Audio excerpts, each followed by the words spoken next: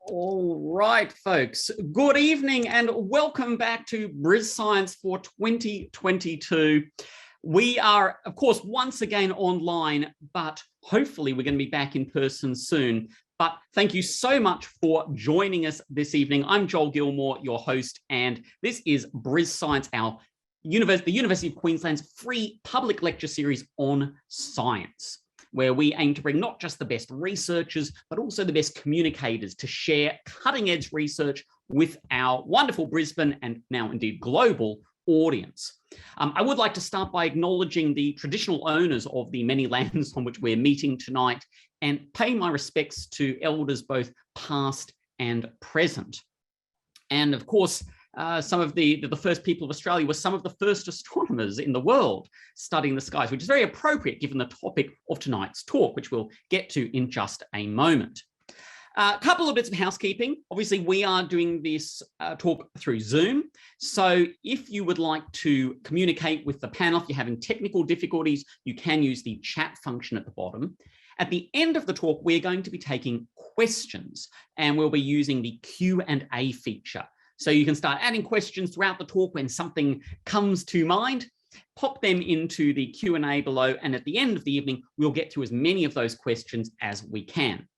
We will also be taking questions over Twitter, #BrisScience. So if you want to pull out your phone and tweet away, we'll also be doing some live tweeting throughout the evening, and we can look for some questions there, #BrisScience. All right, I think that's the key housekeeping. So let's get into it. Tonight, I'm very excited to be hosting a space talk, which is always my favorite topic in science.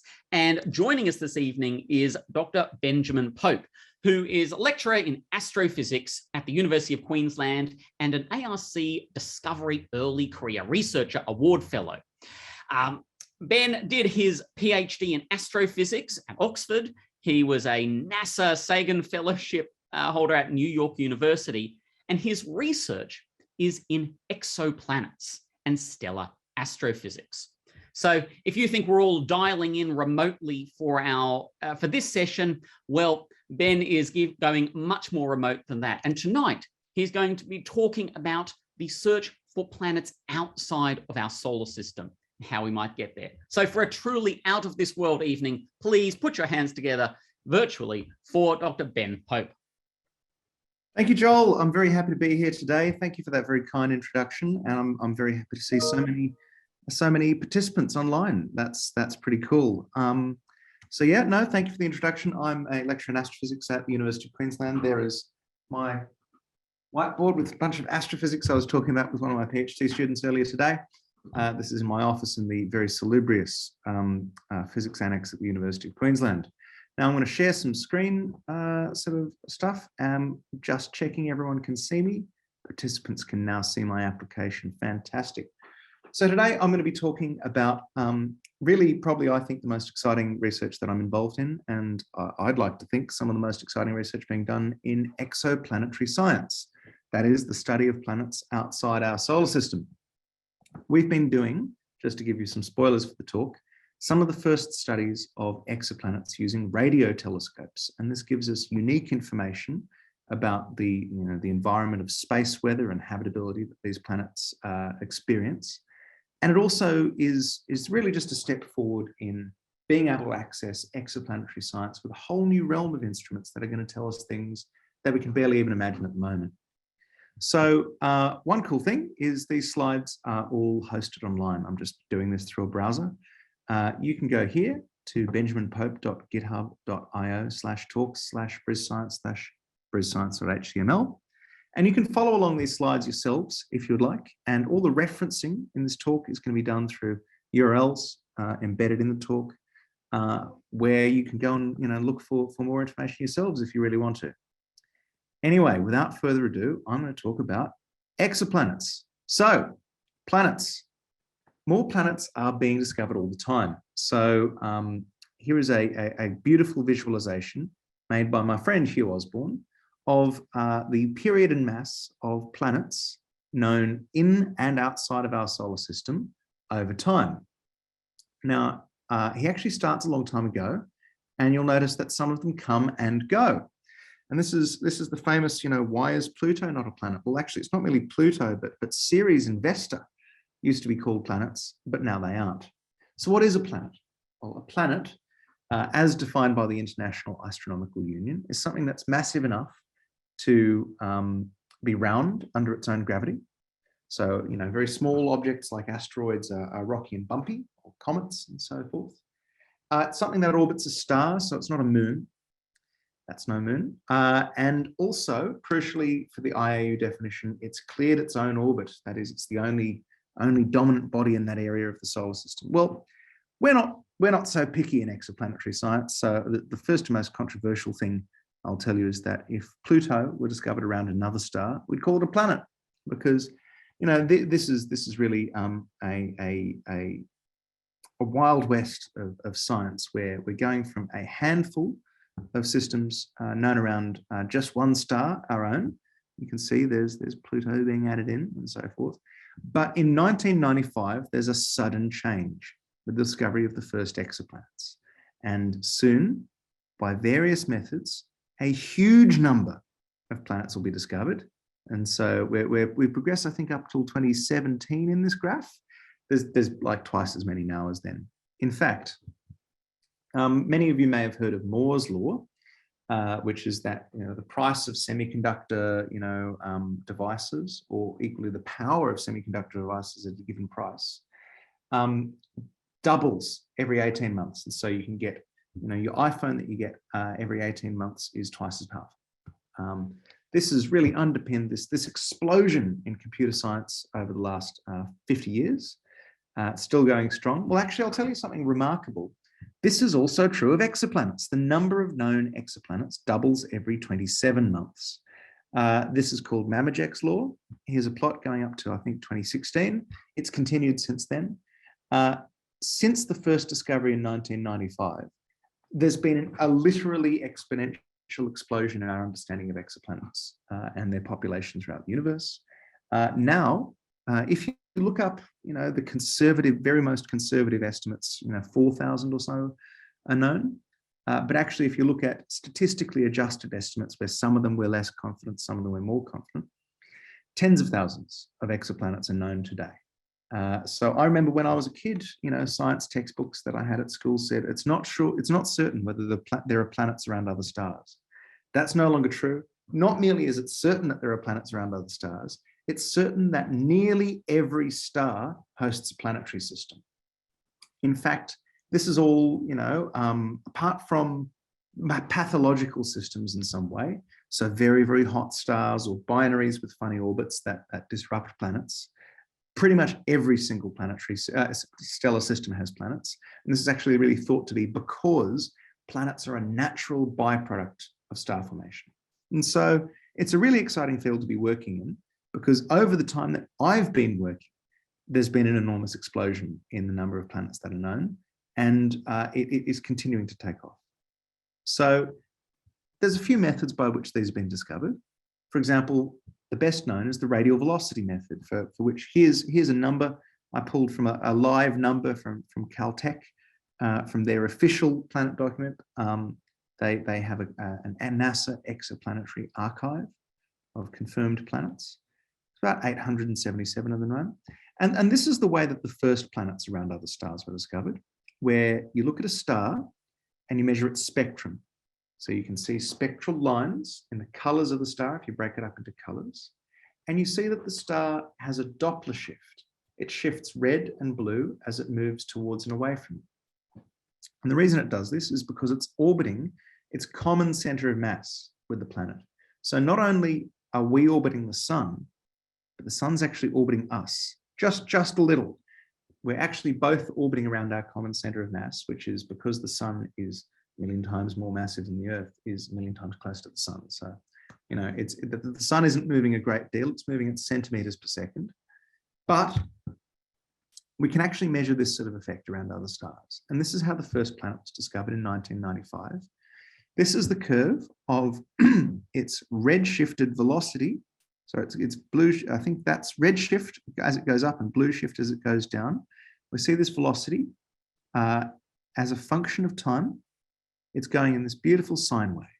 And that was discovered by Michel Mayor and Didier Queloz in 1995. That was 51 Pegasi b. So everyone was always going to ask, if you discover a planet, do you get to name it? No, unfortunately. So this star was always called 51 Pegasi because it's the 51st star in some catalogue in the constellation of Pegasus. And so it's got the catalogue name, and then B, because it's the first planet discovered around that. I know it's not desperately exciting. James Peebles got his Nobel for cosmology, unrelated to this work.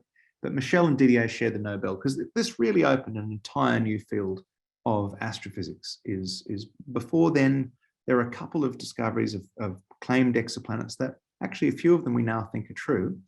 Aldebaran, Pollux, we think have planets, but it was very hard to show until they really, slam dunk discovery in 1995. So you think, okay, well, why do they do this indirect method? Why not just take a picture of an exoplanet? So this has been done for a few examples. Here's my favorite such system, HR 8799. And this is a video compiled by my colleague, Jason Wang. And so what you have to do is, a planet is 1 million or 1 billion times fainter than a star. And so what they've done here in the middle, where you see that little black circle, is they've actually used a special device called a coronagraph to block out starlight so that you can peer, like looking for a firefly around a searchlight. You can peer for very, very faint objects moving near the star.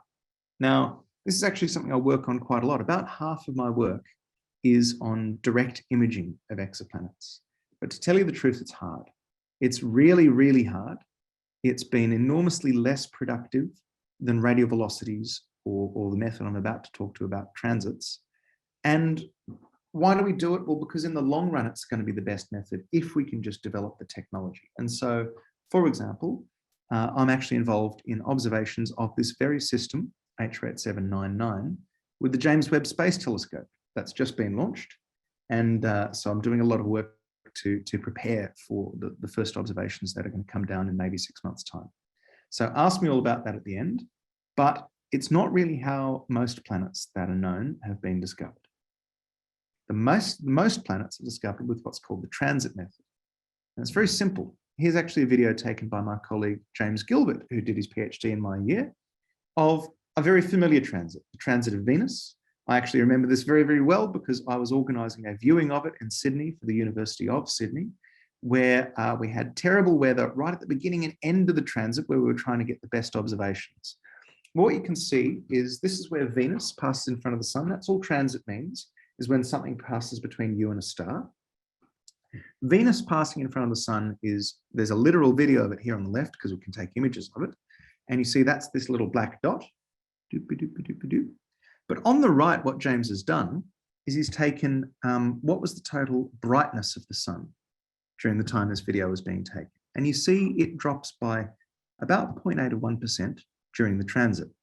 And this is just because Venus is blocking some starlight. And so that's pretty cool. And it's not very important for the sun where we can actually image Venus. We can even send probes there if we want to. But for other stars, it's very important. And so the way that most exoplanets have been discovered historically is with the transit method, where you look at thousands and thousands of stars at the same time, all at once, and you monitor their brightness very, very precisely. That was 0.8 of 1%. Well, that's because it's very close to us. Venus is actually a bit deeper a transit than you'd expect. But you make a plot like that, and you look for dips in brightness. And because this is so rare, first of all, the system has to be lined up to our line of sight. If it's going around like that, it'll never transit. And so you have to look at thousands and thousands of stars, and transiting planets are quite rare. So I did a lot of time in my PhD working on the Kepler mission, which has been the source of most planets that we know. And here is just one of my favorite little figures. This is the discovery of my first planet. And did I get to name it? No, it got called EPIC 212521166b. And so that's the ecliptic plane input catalog. And then its number. Honestly, this is the only number I can remember of almost any star. It's no one remembers these. You'd look them up. B, because it's the first planet, or as it eventually became known, K2 110, because it was the the 110th planet discovered by the K2 mission, which was the second iteration of Kepler. So that was very exciting. So I've discovered about 145 planets using Kepler, which is an appreciable fraction of the number of planets discovered in Kepler. But thousands have been discovered in Kepler. It's an enormously successful mission. Most planets that are known have been discovered with the transit method. And in fact, statistically, given that transits are rare because you have to be lined up at the right way and you have to be looking at the right time, it actually seems that every star has exoplanets. And that's the main result from the Kepler mission. And so that's all very exciting. And so the newly launched James Webb Space Telescope that I alluded to doing direct imaging, it's also going to do a lot of transit work, where what you can do is you can look at exoplanets as they pass in front of the star, and you actually look for differences in the transit in different colors. And that can tell you that the atmosphere of the planet is a little bit more opaque at one wavelength of light than in another, which tells you its composition. Now, this is actually an extraordinarily fraught process. It's astonishingly hard. I actually don't do any of that. But it's going to be very exciting because the people who do that sort of science with James Webb want to be able to discover traces of gases that would indicate habitability. And so there's a lot of enthusiasm in looking for particular planets that will be particularly good to look at with James Webb and whether they might be in the habitable zone. And so the best such examples are around red dwarfs, or M dwarfs as we call them in their technical term, but red dwarfs is what they're popularly called. These are stars much smaller than the sun, maybe 10% the mass, or even smaller in radius or luminosity. They are the most common kinds of stars in the universe. There's gajillions of them. They're much more common than solar-like stars. This is actually a general principle that was discovered by an Australian astronomer, Edwin Salpeter, in the mid-20th century, is that small stars are much more common than massive stars. And in fact, it follows what's called a power law in the mass of the star, is that systematically you can predict how common stars are based on their mass. And so M dwarfs are pretty cool because, okay, we've got what's called a habitable zone where liquid water can survive on our Earth. That doesn't mean every planet in a habitable zone is inhabited or indeed habitable. It's just an approximate guess for where do we think things are going to be habitable. For example, Venus is sort of a hellscape. It's hot enough to melt or rain lead on the surface of Venus, and the clouds are made of sulfuric acid. And the reason is because a runaway greenhouse effect boiled the oceans and completely changed its geochemistry, even though it started out similar to the Earth. On the other hand, Mars, obviously, is very cold. It's not actually as cold as you'd think, and it's got more of an atmosphere than you think. You couldn't breathe it, but it's strong enough to be windy, and it's pretty cold, but it gets colder in Canada. And so we are talking about, a planet that's not very habitable, but maybe slightly habitable, depending on how things go. And so this spans what we think of as a habitable zone, about liquid water, and can life like our own flourish there? Maybe, if all of the other, everything else being equal, if all other conditions are right. Now, because our star is a big bright star, this is a long way from the sun. But if you zoom in, actually, there's a very, very tight habitable zone around a typical M dwarf like TRAPPIST-1, one of the best known M dwarf systems. It's called TRAPPIST, right? TRAPPIST literally after Belgian beer, because it was built by a Belgian team, this telescope, and they systematically named their telescopes after Belgian products. And so there's a telescope called Speculus after the cookies that they make, and there's a telescope called TRAPPIST after the beer they make. And they discovered this planet system with TRAPPIST. And so it's the first planet system they discovered with it. So it's TRAPPIST-1.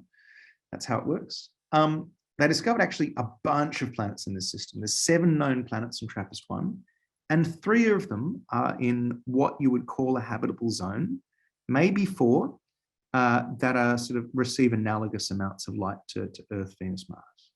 And so that's pretty exciting. So actually, this is really, really common, is that M dwarfs have very compact habitable zones because they're so faint and small, but also M dwarfs have tightly packed, this is a tough phrase to say, tightly packed inner planetary systems, as they often call them.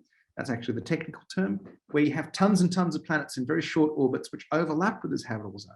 So it's this perfect thing, right? Is M dwarfs are common. They have small habitable zones that are full of planets. Small means that they're short period, so you can observe them all the time. And small star means that a planet sticks out more relative to the star in tough data, which makes them very easy to observe. And so everyone's really excited. We're going to observe TRAPPIST-1 and lots of other planetary systems with James Webb that will give us evidence of habitability, maybe even life. I don't think so. I actually don't think we're going to reach the sensitivities to get life, but some people will tell you otherwise. So there's a problem. We live around a star that gives off solar flares. So here is a video from SOHO of solar flares going off on our own sun. And SOHO's a space telescope. And you can see this enormous plume of particles being blasted out into space. In fact, these particles reach all the way to us. So here's another video of them where the particles actually hit the camera. And you can see it fills the camera with these little streaks where the actual particles from the sun are striking the detector and messing up your pixels. And so this is pretty extreme actually for a solar flare. It has pretty significant effects on Earth. It gives us our aurora. It can actually damage satellites, like in this image above. Imagine that was much worse. Those streaks could actually damage a camera. So what happens though is we've got a magnetosphere. So that means that the Earth's magnetic field protects us from the solar wind. Here's a simulation of what we call a coronal mass ejection, so a really big solar flare hitting the Earth's magnetic field and deforming it. It warps it all the way down. That's when you get aurora hitting the lower latitudes. But broadly speaking, this magnetosphere protects us from all sorts of harms of radiation, from high energy particles from the sun that might not merely damage cameras, but might damage you and me. It might damage our atmospheres. So, sorry, I thought I had another slide. The trouble is that M dwarfs are much, much more active than the sun. So this is a really big solar flare. This will be a tiny one on an M dwarf. And where these are rare, they occur a couple of times a year maybe. These can occur a couple of times a day on an M dwarf. Not merely that, the planets around M dwarfs might have no magnetosphere of their own.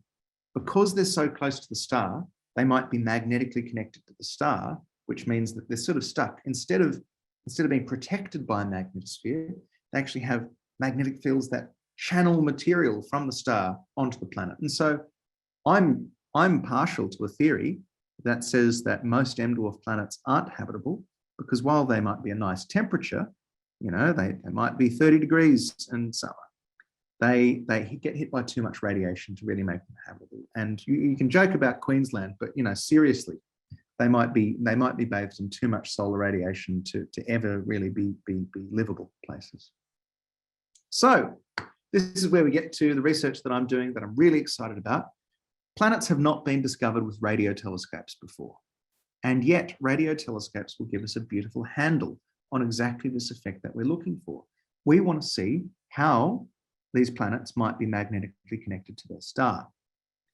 And so lots of papers have discussed low frequency searches for exoplanetary radio emission with no detection so far.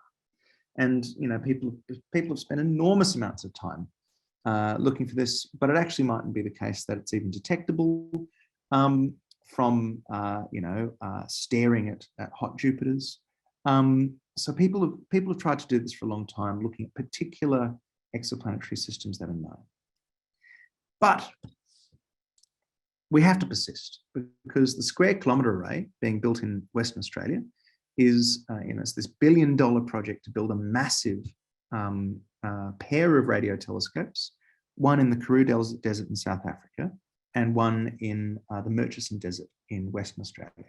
And these are going to be by an order of magnitude the biggest radio telescopes ever constructed. They're just enormously powerful machines. It's been, I can, tell you all about the desperate politics that have gone into planning for the funding, because the Australians and the South Africans and the British and the other partners couldn't get along with planning decisions about it. But it's finally happening that they're actually constructing it right now as we speak in Western Australia. and in South Africa. And so it's really worth planning for what next generation radio telescopes can do for exoplanetary science. And so I've been collaborating with my colleagues in the Netherlands who work at the, sorry, I've got a question here. Yes, I'll get to that at the end. So I've been collaborating with my colleagues in the Netherlands who work at the Dutch National Observatory, conveniently named Astron. That's an acronym in Dutch, apparently. Very well done. Who have a telescope called LOFAR, the Low Frequency Array, which is what we call a precursor to the SKA. It's a a prototype that was developed by the European contribution of the SKA for what's going to be built in Australia. So this is specifically a prototype for what's being built in Western Australia, not South Africa. And it's a great instrument to look for evidence of exoplanets. Sorry. And so it's been surveying the northern sky, actually the whole northern sky as part of the LOFAR 2-meter sky survey. And it's produced an enormous quantity of data. And so what we've done instead of, and this has been led by my colleague Joe Callinger, who happens to be Australian, that's how I know him actually, we used to be office mates in Sydney. He's now a scientist at the Dutch National Observatory Astron. What we've done instead of the traditional approach of you stare at a known exoplanet using your best radio telescope, where it might be lined up the right way, it mightn't emit much radio energy anyway. Instead, what we've done is look at the entire sky, as much as we can at least, in radio and in optical, and we look for anything that sticks out where there's a known star. So what we've done is we've cross-matched, that is, we've got both catalogues and we've looked for common elements, circularly polarized sources, and I'll get to that in a second, but circularly polarized radio sources with nearby red dwarfs. And we've got many matches. We've published 19 of them. And the first one was this beautiful star, GJ 1151. So GJ, if you're interested in science fiction, this is the Gliese catalogue. And so you'll often see, in science fiction books, you often see a planet called Gliese. And you go, no, there's thousands of stars in the Gliese catalogue. I think people didn't really understand that. But GJ 1151 is just a common or garden variety red dwarf, about 8 parsecs, or what's 8 times 4, 30 light years away. It was detected once in 2014 and it was turned on, once when it was turned off, a really, really brightly emitting, circularly polarized radio emission. And so what's cool is red dwarfs are known to be very variable in the radio. They have these flares, but we didn't see any evidence that it was flaring. It was steady when it was turned on, and it was completely off when it was turned off. And actually, as I'll tell you in a second, we have good evidence that GJ 1151 isn't very flary at all. And so what's going on? Well, now I'm going to step back. We think that this is a scaled up version of something we see in our solar system, which is actually Jupiter. And so if you look at the radio sky, the brightest thing in the sky is the sun. And as it's International Women's Day, I think it's very important to point out that this was discovered by an Australian woman, Ruby Payne Scott, who worked at the CSIRO in the 1940s, where they were using a telescope, which was actually a converted radar dish on the cliffs above Bondi at Dover Heights in Sydney, to look at the sun. And so solar radio emission was discovered in Australia. And so they pretty quickly, catalogued all the sorts of things that solar flares do in the radio. There's actually a terrible ending to the story, is that Ruby Payne Scott, after really leading internationally radio astronomy for the first decade of her career, was fired because she had a kid. And it was illegal at the time for a Commonwealth public servant woman to be married. And so she covered up the marriage until she had a kid. And she was pushed out by the CSIRO. It was terrible. She campaigned successfully for that rule to be overturned, but it wasn't until a decade after her career was toast anyway. So it's very important we reflect on the intellectual heritage that goes into astronomy here and internationally. On International Women's Day, the huge importance of particularly Ruby Payne Scott, I'm thinking about today, to radio astronomy. So it turns out that the sun is the brightest thing in the solar system at most wavelengths, but not at all. At very low frequencies, Jupiter is. And here is a video in the optical where you can see why. So this is actually optical and ultraviolet images of Jupiter from the Hubble Space Telescope. We see this aurora at its pole. And so the aurora is moving around, it's dancing around. It's a bit variable. There's these little spots in it. The aurora is actually caused by its magnetic connection to Io, its innermost Galilean moon. Galilean moons are the four big ones. And so Io is the most volcanic object in the solar system. It's blasting out all of this material, and it's trapped inside Jupiter's magnetic field. And it also orbits at a different speed to the magnetic field that orbits, just, co-rotating with Jupiter's own rotation. And so it's actually got a dynamo going. It's driving currents down onto Jupiter. And so these are giving off ultraviolet aurora, where they're striking Jupiter's atmosphere, just like the solar wind striking our own gives us the northern and southern lights. But it also gives us radio emission. And so here's a little schematic from a paper by Sebastian Pineda recently, just illustrating this, where this is what we think is happening on our stars and what happens on Jupiter. Is that you get this cone of radio from the footprint of where a big tube of magnetic energy is connecting a star and its planet as a scaled up version of Jupiter and its moon. So that's what we think we're seeing with GJ 1151. And we think this is the first detection of a planet in the radio at all. So we're very excited about that.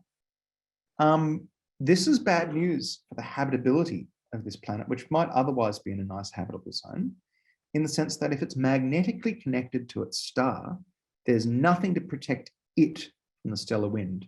So just in the same way that this magnetic energy dumping on the star produces all this cool radio emission, going the other way, it's dumping a lot of energy from the star directly onto the planet, and that's probably going to render it uninhabitable. So actually, there's a lot of simulations that suggest, and we'd love to be able to get quantitative measurements of this with the square kilometre array, suggest that TRAPPIST-1's beautiful, multiple planets in the habitable zone. People talk about, it could be a multi-planetary life system. It could be life on multiple planets. Well, actually, we kind of think that probably systems like this, and this is our first evidence of this, are magnetically connected to their star, and they're scoured clean by harsh radiation. And so the trouble is, I've sold you this very nice story. We haven't been able to detect the planet through other means. And so I burned a lot of telescope time in a paper I did 2 years ago. Suvrath Mahadevan burned a lot of telescope time in North America. And a team in Spain have actually recently published some that I haven't plotted on this, trying to find this planet. And we can't get to the sensitivity. These M dwarfs are very hard to get a handle on, really, with radial velocity observations. And we've been trying very hard, but we can't detect anything. We can only rule out things much more massive than the Earth. So actually there could be an Earth hiding there very happily in the data. And we're trying very, very hard to get it, but currently we haven't got there yet. So what else are we going to do? Well, we're going to look for more objects. Maybe we'll find one that's more suited to follow up, and confirmation that what we think is a planet really is. And so we've got a whole sample. And so here is a diagram. This is my favorite diagram. It's not very user-friendly, is it? But I want to lead you through some of the cool stuff that we've done. First, I'll show you what we did. And so here is data from the TESS Space Telescope for a handful of stars. We've discovered, or at least published, we've discovered more than this. We've published 19 stars. And using TESS, which is the Transiting Exoplanet Survey Satellite, which is like a follow-up to Kepler, what we've done is we've plotted the brightness of the star as a function of time. Now, we're not looking for planets where you expect a dip in brightness. We're actually looking for flares where they go up. As I said, M dwarfs flare a lot. They sometimes flare more than once a day. Well, they seriously do flare a lot. Imagine if the sun, for a few minutes a day, was double as bright, just in white light, and 100 times brighter in ultraviolet. It'd be a hard place to live. Well, that's what CR Dra. CR Draconis. I love Draconis. Everything in Draconis sounds cool. That's just a constellation, though. That's what it's like. It flares more than once a day, and sometimes is twice as bright and enormously brighter in the ultraviolet. And these little wiggles you can see are star spots moving in and out of view. And so we took these measurements of the rate of flares and their amplitudes, and we plotted them with the radioluminosity and the X-ray luminosity of these stars. Because for a long time, there's been an idea, the Gödel-Benz relationship, just named after Manuel Gödel and Billy Benz, that radio bright objects are X-ray bright. And here's the reason, is that radio energy is generated by flares. These flares actually heat a corona, just like on the sun. So the sun's corona is a million times hotter than the surface. And so this corona can be to be very, very hot, and this gives off X-rays, because X-rays are given off by extraordinarily hot things. So I think we've got some of the first quantitative evidence supporting this theory that explains this relationship, in the sense that we're able to measure the flares in optical and also get the radio and X-ray data. And we see there's a bunch of these background stars where, you know, people have done this before. We've got our stars. They're a little faint in X-rays actually, compared to bright in radio, but we're looking at different radio wavelengths. And we see that the X-ray bright objects are very, very flary. But we notice that there's some very radio bright ones that aren't very flary at all. In fact, they're dead quiet.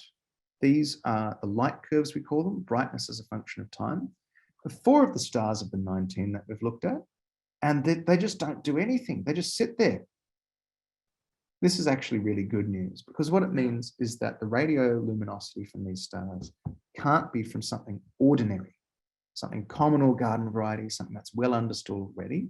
It has to be from something new. And so we think actually there's no way to produce this signal within existing theory without a planet. And so we've actually got now 4 candidates, the one I mentioned earlier, GJ1151, and 3 others where we're really aggressively following them up to look for other confirmation of whether there's a planet. And actually, spoilers, we think there is at least one. And so fingers crossed that actually pans out. We're getting more observations as much as we can really get. So there's a bright future to this. As the LOFAR survey continues, we've only looked at about 1/8 of the sky so far. It's actually soon going to see the whole northern sky. So we expect dozens more detections. And so hopefully with the SKA just extrapolating, because the SKA is going to be 10 times more sensitive, we expect to see hundreds of more detections of this. So actually it's going to turn radio astronomy into a workhorse of exoplanetary science. We'll not observe, oh, maybe there's a signal here, maybe there isn't, painstakingly looking for 1 or 2 sources. We'll actually see hundreds and hundreds, and we'll be doing comparative studies of radio studies of exoplanet hosts. And so what we're trying to do, I've spent some of today writing a proposal to do this, is to do joint observations simultaneously between LOFAR and TESS, so to get radio and optical, to observe flares or not flares, as the case may be, simultaneously, and really rule out other possibilities, or to actually understand the flares themselves. And we want to look for evidence of planets. We've got all these candidates which are emitting radio energy, but we really just need the smoking gun that there's a planet in one of these systems, and we can measure its orbit, and we can then compare that orbit to our predictions from the radio. We need an independent confirmation. I'm telling you science that is not settled. This is something which is really, really actively being worked on right now. And so we hope we've made it to the dawn of exoplanet radio astronomy. People have been trying this for a long time. It's been a bit controversial. Ours have been a bit controversial, but I'm really excited about the future of this field. Anyway, I think that's probably time to throw out to questions now. Thanks for coming. That was brilliant. Thank you so much, Ben. I am sure that you are all going to have questions, so now's the time to pop them into the Q&A or hit us up on Twitter. Of course, we will be back with more BrisScience. We have a full series this year. We'll be back next month. We are expecting to be back in person, fingers crossed. And we'll be announcing the speaker very soon. So make sure you hop onto the website, mailing list, etc., for all those details. If we are in person, we will be having tickets and because we'll need to manage numbers and so forth. So make sure you get in early. Of course, this talk and all of our previous talks are available on YouTube, or this talk will be soon available on YouTube, I should say. So again, hop onto our website or our YouTube channel to pick that up. All right, so we've got a few questions. We'll start with Ian's, who got it in early. And so Ian asks a question about the center of mass detection for planets. Does that mean you can tell if a star has one or you can only tell if a star has one or more planets rather than a precise number of planets? No, very good question. No, actually, you can do a lot better than that. So each planet contributes its own portion of the signal. And so not only does a single star, co-orbit its center of mass with its planet, right? But every planet contributes to that center of mass. And because every planet's moving, the center of mass is moving with all of the planet's periods. And so you can look for multiple periods in this.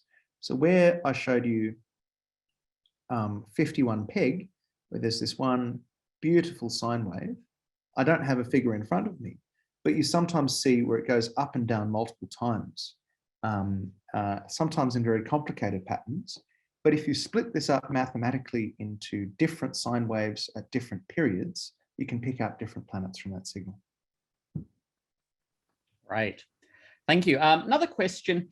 How many planets were there in that visual system image you had? That's a good question. The answer is slightly controversial. So this is H-rate 799, and you can see 4. There's 1, 2, 3, and then there's a faint one out there, 4.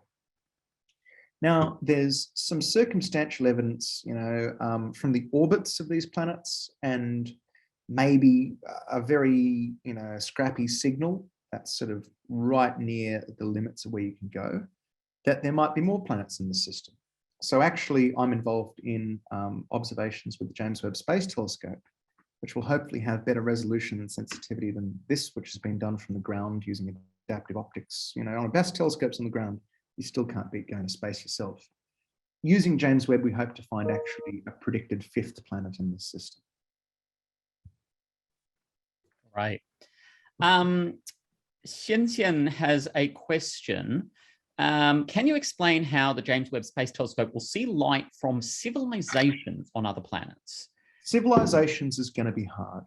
I think there's people who'll tell you that we will detect evidence of life with James Webb, but to tell you the truth, I think the best simulations we have say that James Webb won't quite be sensitive enough to pick out all of the molecules that you would need to confirm life, though you might see some tantalizing evidence of unusual chemistry. And so, I mean, I'm a little bit of a pessimist about this. There's people who'll disagree with me, who are very intelligent, people who work very hard on this. I like to be pessimistic because then you're surprised and excited when you find something. I like to be optimistic when I write grant proposals and pessimistic when I analyze data. But, in general terms, what you want to look for is, for example, do you see oxygen and methane in the same spectrum? Because actually these things react and burn normally. We have both of these in our atmosphere because we're constantly replenishing both of them through what we call biotic processes driven by life. Oxygen is produced by plants and methane by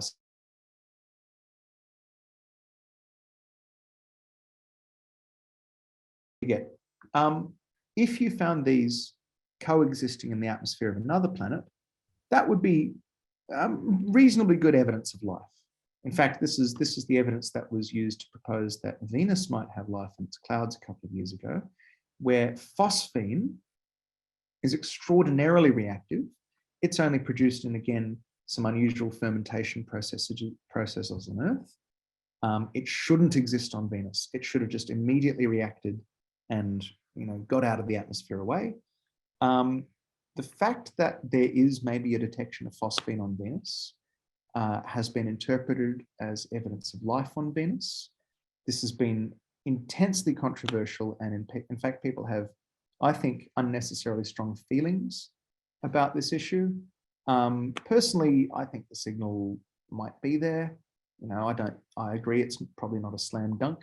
I also think it's you know, a good enough signal that it warrants following up. And so I'm very much looking forward to probes to Venus, such as the Da Vinci Plus mission and Veritas, which have both been launched by NASA soon. Hopefully they'll find out for sure.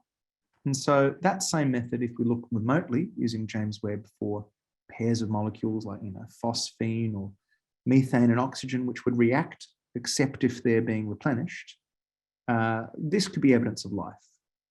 I think certainly bigger telescopes planned down the track have a very plausible chance of finding it.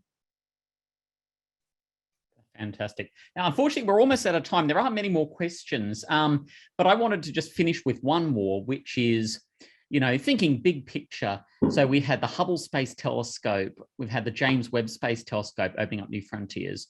Ben, if you got to design the next telescope, you know, you've got to have a say in what comes next in, I guess, 20 or 30 years time, perhaps. What would be your wish list? Oh gosh.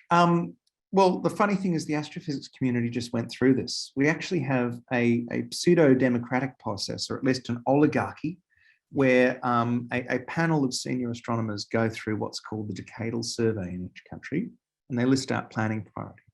And funding agencies really listen to that. And so the American decadal survey just came out.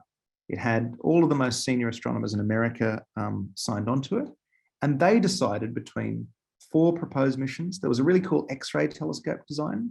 There was a really cool sort of an infrared telescope design. And then there were 2 optical ones which were geared towards looking for exoplanets. And they actually did, you know, Solomon's choice, and they gave the 2 optical teams half of each what they wanted. Now, I don't know if that was the right decision. I actually might have stuck with the guns of one of them or the other. But I think it was certainly a good decision. And so there's going to be a planned major telescope, which is going to take 20 or 30 years to build. I mean, James Webb's taken 20 years to build.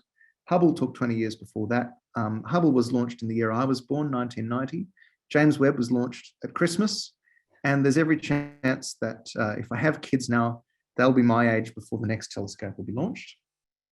But it's going to be a combined, you know, all singing, all dancing combination of the best optical technology at the moment, a very large optical telescope, because James Webb looks at sort of more infrared wavelengths. This is going to be bigger than James Webb and geared towards optical, so shorter wavelengths, visible light. And it's going to have an instrument just like is used in this image to block out starlight, called a coronagraph. It's going to have the most advanced ever coronagraph. They simulate, it'll discover tons of exoplanets, get great images of them, get great spectra far beyond what James Webb will do. And they totally think it can get life. And, you know, they've put millions of dollars of simulations into designing this. And then it's been democratically approved of. So who am I to disagree? So how would I want the telescope decision to be made? I mean, I might want $1 trillion for the best telescope in the world I could imagine. But actually what's really cool is astronomy is kind of, if not a democracy, then an oligarchy. A panel of senior people just made this decision only a couple of months ago. Well, that is a fantastic answer, and certainly we don't want to go against the astronomy mafia. Sorry, oligarchy. So, look, thank you so much for your time this evening, Ben, and great to see the physics whiteboards are in good use. Yes. And we will definitely look forward to hearing from you again in the future, perhaps after the first round of James Webb observations start trickling out. Fantastic. I really look forward to it. I'm going to be working very hard from now until then and well beyond it. And thank you all to all the audience for coming out this evening, or logging on, I should say. And we'll look forward to seeing you all, hopefully in person next month. Awesome. We're going to log off there. So have a great evening, and thank you again, Ben. See you later. Bye.